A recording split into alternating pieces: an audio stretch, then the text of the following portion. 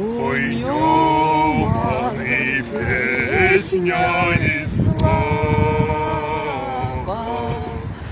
народу мого і землі.